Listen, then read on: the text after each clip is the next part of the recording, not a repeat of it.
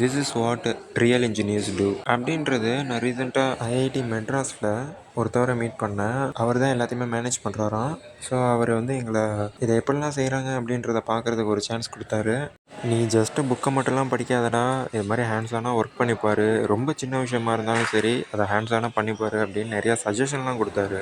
ஆக்சுவலாக வெளியே வந்து பார்த்தா தான் தெரியுது காம்படிஷன் அப்படின்றது ரொம்ப அதிகம். நான் ரோபோவார் அப்படின்னு சொன்னோன்னே சரி ஓகே 2 ரோபோட் வந்து இருக்கும் அப்படின்னு பார்த்தேன். பட் ஆக்சுவலாக நம்ம ரோபோட் அப்படின்றது தப்பாக தான் நினச்சிக்கிட்டு இருக்கோம். 2 கை கால் அப்படின்றது இருந்தால் தான் அது வந்து ரோபோட் அப்படின்றது கிடையாது அப்படின்றதே எனக்கு இப்போ தான் தெரிஞ்சிச்சு. ஸோ ரோபோட் அப்படின்னா என்ன உங்களுக்கு தெரிஞ்சிச்சு அப்படின்னா கீழே கமெண்ட் பண்ணுங்கள்.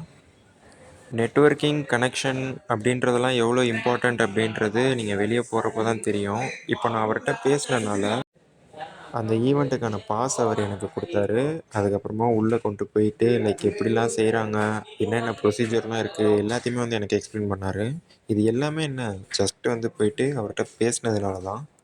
ஸோ ஏதாச்சும் வேணும் தெரிஞ்சுக்கணும் அப்படின்னா நெட்வொர்க் அப்படின்றத பில்ட் பண்ணுங்கள், கனெக்ஷன்றதை பில்ட் பண்ணுங்கள். யாரும் எதுவும் சொல்ல மாட்டாங்க, நிறைய பேர் வந்து ஹெல்ப் பண்ணுறதுக்கு தான் இருப்பாங்க. ஸோ அப்ரோச் பண்ணுங்கள்.